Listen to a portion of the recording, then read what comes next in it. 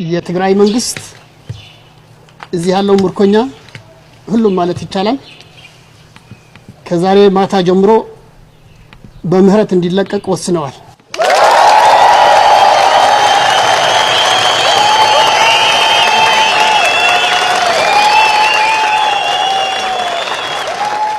ለዚህ ምርኮኛ በሙሉ ምህረት እንዲለቀቁ ስለወሰነ እንኳን ደስ አላችሁ ማለት እንፈልጋለን።